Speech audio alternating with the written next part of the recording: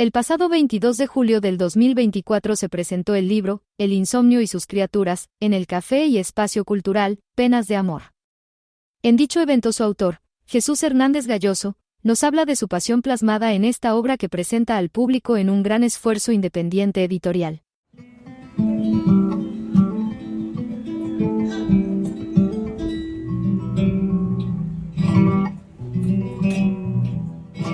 Para el comienzo, y para dar el primer paso con el pie derecho, se presentaron los guitarristas flamencos de Acoustic Guitar Duo que tocaron parte de su fabuloso repertorio.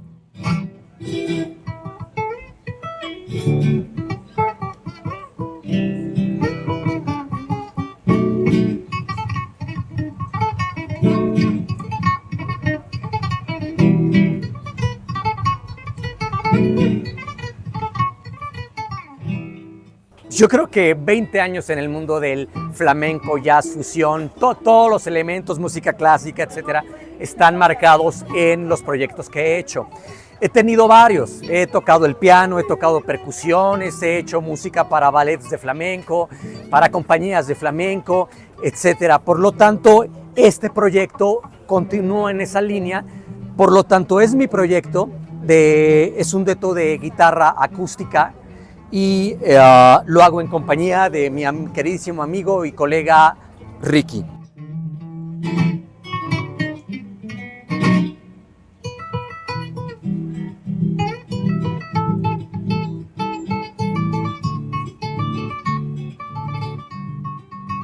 Nosotros contamos con carpeta artística, con un demo que le ha encantado a la Secretaría de la Cultura porque me dice que no creen que sea una grabación personal con nuestros propios recursos y en nuestro propio estudio de grabación, pero como nosotros buscamos estar al máximo nivel posible, vamos a sacar a finales de este año también un EP, un example tape, ya de muchísima más calidad y buscar, claro, un contrato con compañía discográfica para sacar un álbum completo de 8 o 9 canciones, yo supongo, o 7, depende de lo que duran, porque luego tenemos piezas que duran 13 minutos, entonces bueno, pero sacar ya uno con calidad internacional, por llamarlo así.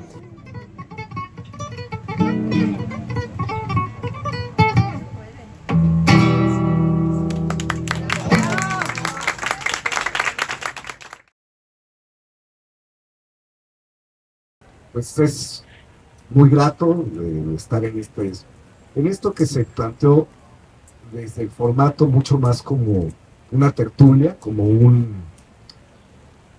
charla entre amigos, más que una cuestión académica, formal de presentar eso, ¿no? Con ponencias, un libro. Bueno, el libro sí es un compendio de relatos, de ningún modo es poesía. Intenté primero hacer una especie de cuentos cortos, pero no son cuentos cortos, son relatos muy breves, en un estilo de narrativa, y la temática es muy variada. Puede hablar, pues habla mucho de la Ciudad de México, habla de algunos personajes entre mitológicos o históricos que a mí me han cautivado como personalidades. Y aquí yo diría que utilizando el estilo de distintos maestros que han sido para mí inspiración, uno de ellos, para mí muy importante, se llama Ramón Gómez de la Serna.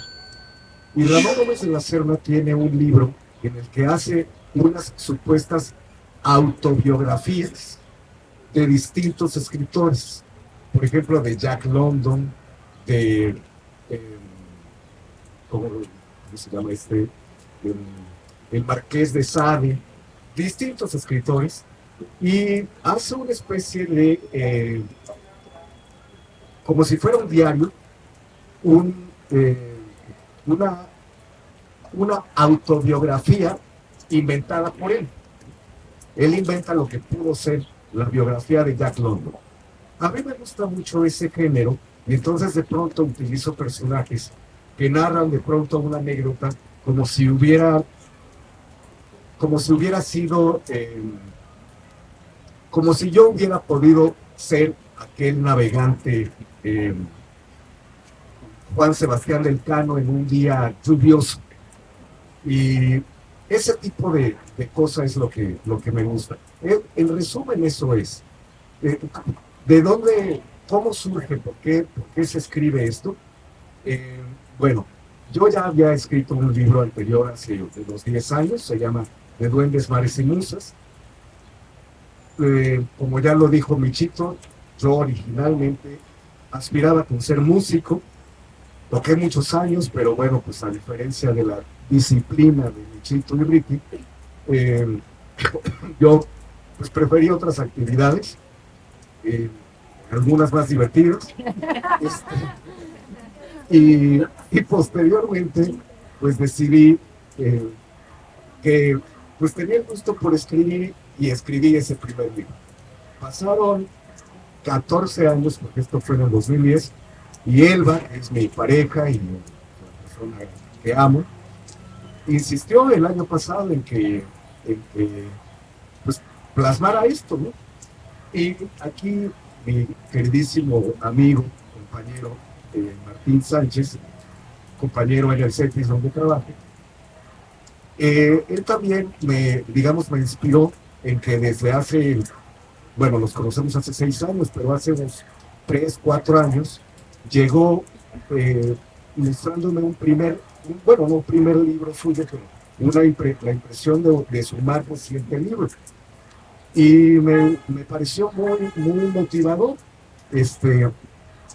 Todavía un par de años después me presentó otro, que tuve el gusto también de leer y de aplaudir. Y dije, bueno, pues es que sí es cierto, porque yo no estoy publicando. Y le pregunté cómo lo había hecho, en qué medios había utilizado. Y bueno, pues tomé contacto con una editorial, que en este caso es una editorial catalana, que se llama Letrame, y nos pusimos en contacto, y en cosa de 4 meses prácticamente tuve que escribirlo todo. Presentamos ya al bandolero mayor, Martín Sánchez Morales, escritor. Yo lo admiro mucho en este corto tiempo que llevamos de conocernos. Yo en el CETIS, donde él ya daba clases, llegué apenas hace casi 9 años. Y nada más nos saludábamos, hola profe, ¿cómo estás? Y de repente ya nos fuimos haciendo amigos, y yo lo considero con mucho cariño un muy buen maestro. Pero además, cuando veo sus libros, que ha escrito poesía, que ha escrito ensayo corto, que hace dramaturgia, tiene obras de teatro, pues digo, profesor, no me queda de otra más que decirte, pues tú eres el líder aquí de todos estos bandoleros de la docencia, el líder eres tú, ¿no? Y entonces, bueno, pues él tiene, además, ha estudiado muchas cosas muy interesantes, es artesano, él hace este tipo de mochilas, y muchas cosas, carteras, pero además es verdaderamente artesano, busca darle el sentido de lo que es la artesanía, porque bueno, ya lo platicaremos en otro momento. Una cosa es la artesanía, otra es la manualidad. Él busca que sean verdaderas artesanías, y además se ha documentado, se ha certificado, es chamán. Entonces, para mí, por eso le digo, por su trayectoria, es el bandolero mayor. Sin mayor presentación, por favor, profesor. Híjole, pues ya creo que me quedó muy, muy grande la presentación. Muchas gracias. Nos invitaron a presentar un libro muy hermoso, ¿sí? Cuando yo lo leí, cuando me hizo favor Jesús también de obsequiarme un ejemplar, yo dije, ahorita lo leo, y lo dejé por la tarde, en la noche, así nada más como no queriendo, lo leí en la noche, ¿sí? En una sentada se lee. Sí es cierto que a veces la inspiración es una rana calva que hay que agarrarla por los cabellos como característica. Y cuando se llena la inspiración hay que escribir, siempre hay que escribir. Yo le decía a Jesús que siempre hay que traer una libretita y una pluma. porque de repente salen cosas y hay que plasmarlas. Y si uno dice, pero después escribo lo que se me ocurrió, ese después ya lo llevo.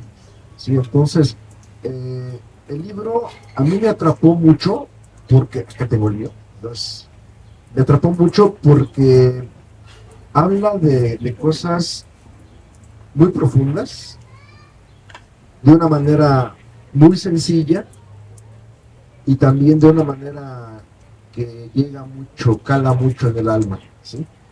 Cuando uno comienza a meterse entre los vericuetos de las letras, por lo menos yo me identifiqué con algunos de pasajes del libro. Creo que está manejado con mucha nostalgia, con mucho corazón, con mucha alma. Y pues, más que decirles lo que dice, me gustaría que lo leyeran para que se identifiquen. Yo sé que más de uno de ustedes, de los aquí presentes, se va a identificar con alguno de las narraciones que trae. Sí, como dice Jesús, muy correctamente, es narrativa, ¿sí? A pesar de que, como él dice, no es poesía, tiene una métrica muy interesante y nos atrapa en esa métrica, en ese juego, ¿sí? de olas que se van tejiendo con las palabras, con las frases, y nos vamos identificando mucho con lo que se está diciendo, ¿sí? Y bueno, también es un gran escritor. Lo tengo que decir así porque así es. Tiene una amplia serie de libros. Muchos de ellos nos van a poner tristes, porque como buen hombre de ciencia política, pues se ha dedicado además a relatar las historias que a la gente no le gusta ver, que son la gente que ha sido abusada, que ha confrontado a la autoridad y ha perdido, porque así nos pasa, la mayoría de las veces que confrontas a la autoridad pues pierdes, y las ha relatado, pero además de una forma que, repito, te atrapa. Tiene una serie que es de crónicas nocturnas, que es verdaderamente devastadora, pero que empiezas a leerla y te atrapa y no la sueltas.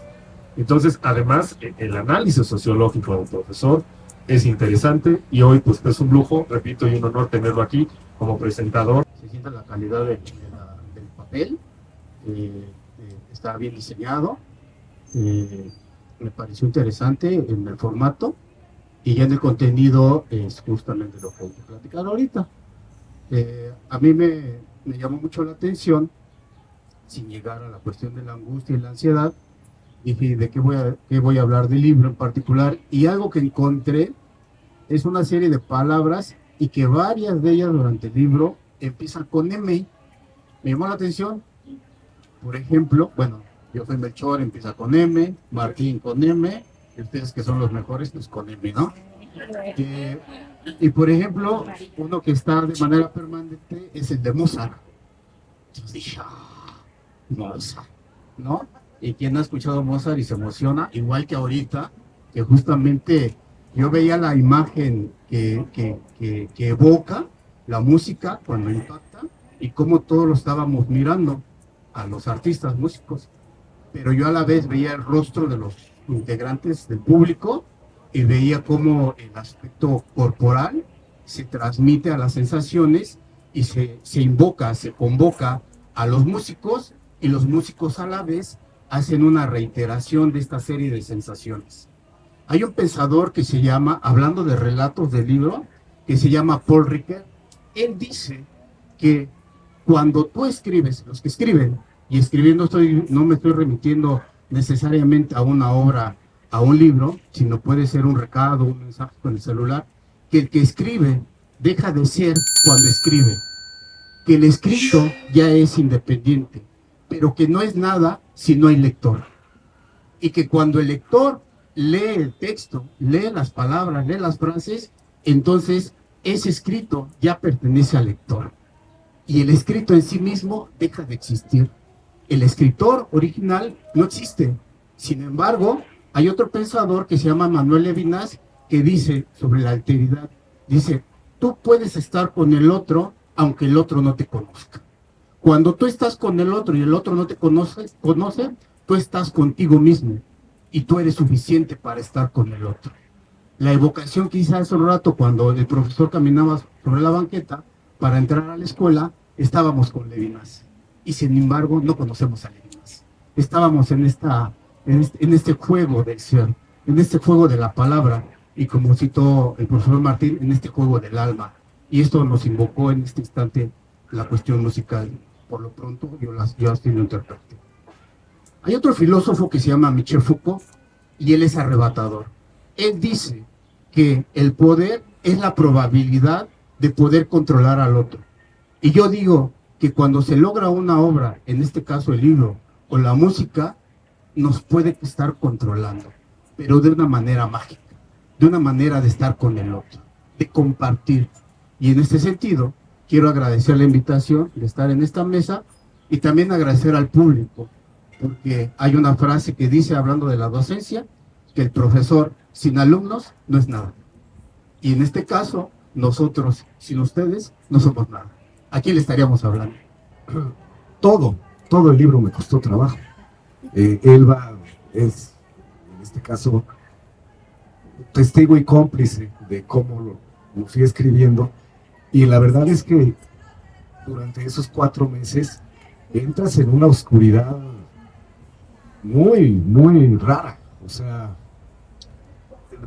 no es nada sencillo ni nada grato, realmente, entrar en el infierno. O sea, sí hay cosas luminosas, pero definitivamente el viaje de la escritura sí es, y vuelvo al asunto de Fausto, o hablaría de Virgilio, que viaja a los infiernos, sí es comprometerte y confrontar mucho tu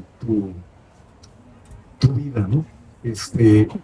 Por otro lado, aquí también intentaba, pues, no hacer una copia de mis referencias, ¿no? De Alfonso Reyes, de Ramón Gómez de la Serna, de Borges, de Cortázar. O sea, había un ejercicio de fondo y forma. Entonces toda la experiencia creativa implica mucho desgaste. Al final es muy placentero. Cuando tienes la obra, pues es muy disfrutable. Pero entonces no te podría hablar de un texto en específico, sino que todo sí tiene un halo de esperanza, porque sí, la idea es no dejar este mal sabor de boca, pero sí todo tiene un trasfondo angustiante, como también decía la palabra del profesor Melchor. Y aquí me permitiría yo leer un fragmento muy breve, y es este de Caleidoscopio, porque en mi infancia siempre hubo caleidoscopios en mi casa. Y tiene mucho que ver con el instante, porque si han jugado con un caleidoscopio, que es este cilindro con espejos que hace figuras, recordarán que de pronto a uno le gustaba mucho una figura y dices, ¡eso! Pero le movías tantitito y ya se te había desaparecido. Y entonces intentabas ahí como que tratar de recuperar la figura, pero era imposible. Y entonces era que tenías que conformar con ver otras, con ver nuevas, ¿no? Pero entonces utilicé la figura del caleidoscopio, porque es esa sensación de que todo es inaprensible, de que todo es fugaz, todo es pasajero, y eso es angustioso. Es placentero, pero es doloroso. Entonces aquí digo, caleidoscopio. Fue a través de un caleidoscopio que aprendí lo imposible que es regresar a un momento querido. Absurdo el anhelo de permanecer en él, a riesgo de quedar petrificado como un ingenuo que ha mirado a los ojos a Medusa. Las figuras cambian dentro de ese cilindro de espejos y no vuelven. Es un parpadeo. En un parpadeo se pierde el encuentro del instante. Lo supo Fausto, entre arrebato y angustia. Le resultó claro al aliento entrecortado. Lo vivimos todos cuando el sueño termina y queda la sensación de que algo nos ha sido robado. Es un placer que sobre todo el arte sea el que nos une, ¿no? Y el poder conocerlo en esa faceta. Además, aprovechando las nuevas generaciones aquí presentes, también agradecer un libro escrito, porque yo sé que estamos en un mundo diferente en el cual hacer un libro impreso es caro y sabemos, pero tenemos también la conciencia para poder darle un valor. Uno de mis libros, y sobre todo que se tradujo en una película, El nombre de la rosa, ustedes lo recordarán, hacía referencia a etapas muy oscuras, etapas en las cuales la conciencia no se podía despertar en las sociedades precisamente porque la lectura era el medio, el conocimiento es lo que te abría a cada persona para crecer, para saber. Y en ese libro narra cómo en aquellas épocas oscuras, para que todos lo recordemos, en esas épocas oscuras era un delito, era un pecado y solo los padres, los curas en los monasterios tenían accesos, pero también restringidos y clasistas.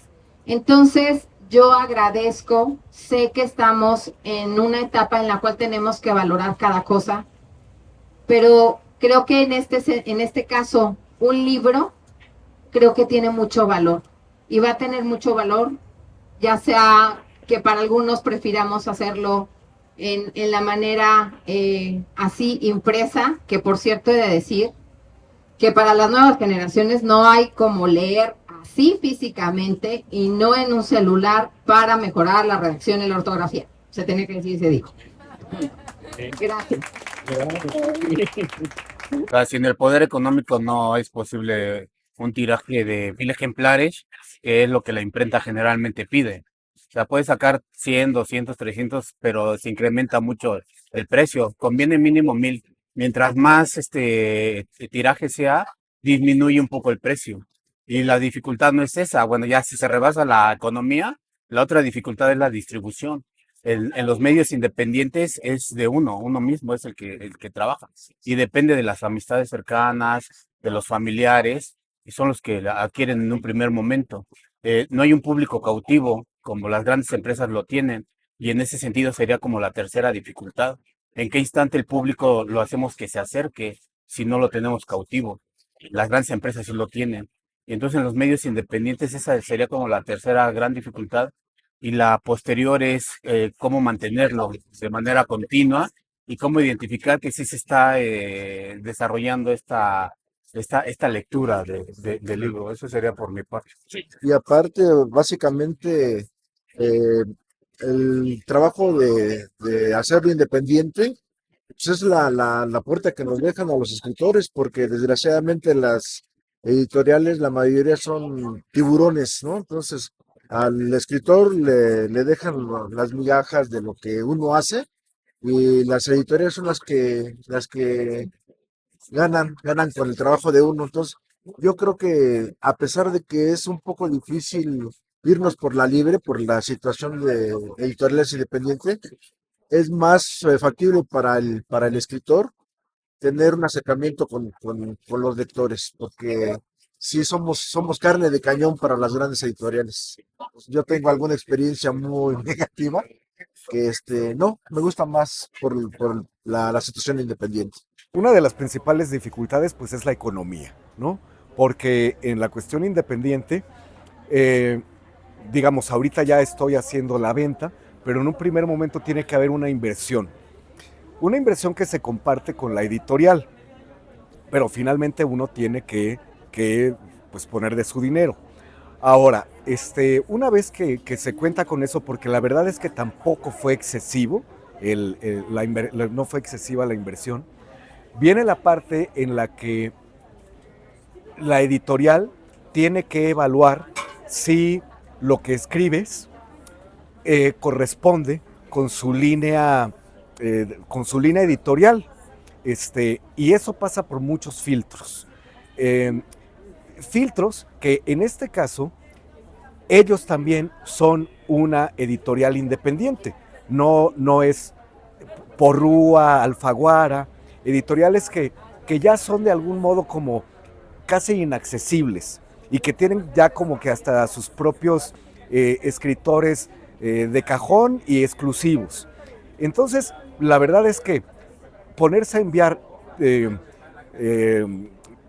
propuestas del libro a estas editoriales, es muy triste que, por lo menos en mi experiencia, resulta casi ingenuo pensar que va a llegar siquiera al área de redacción, de análisis, para ver si esto tiene, tiene la línea que te comento de su editorial. En cambio, aquí es curioso porque, y aquí sí tendría que agradecer a las cuestiones de Google y de la red, que ven tus hábitos.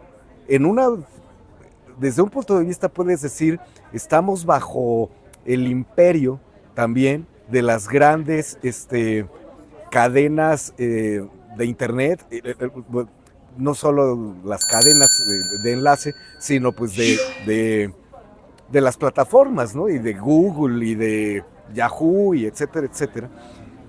Y puede ser diabólico también esta cosa de cómo descubren todos tus hábitos, estás bajo el foco, pero en una de esas resulta que te mandan anuncios de cosas que te pueden interesar. Y entonces llegó a mí de modo fortuito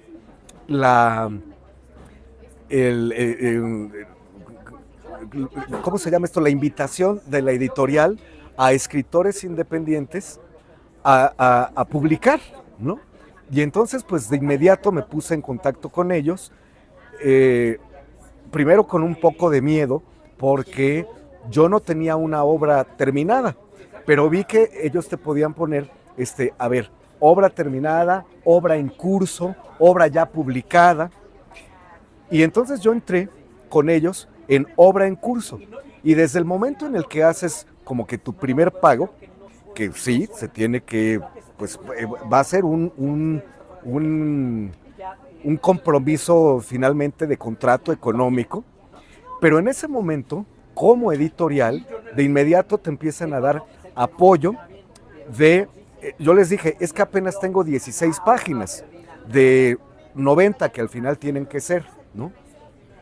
Y entonces de inmediato se me dio todo el apoyo para leer y releer juntos con el propio departamento de redacción, el departamento de diseño, y se dio una cosa muy agradable que yo realmente nunca había experimentado. El libro anterior, que te digo, también fue publicado, ahí no de forma independiente, sino que fue el gobierno de Veracruz. Ahí la verdad fue un apoyo por cuestiones familiares, pues, ¿no? Tenía yo un vínculo, y entonces digamos que no es una producción independiente, es una producción gubernamental. Esto otro sí es una producción independiente, con una editorial independiente que conjuntamos esfuerzos. Se hizo además una relación muy agradable, no podría decir que al final seremos amigos por años, pero creo que sí vamos a tener una relación de producción muy continua. Yo esperaría poder estar publicando por lo menos cada 2 años, y ojalá pudiera ser cada año.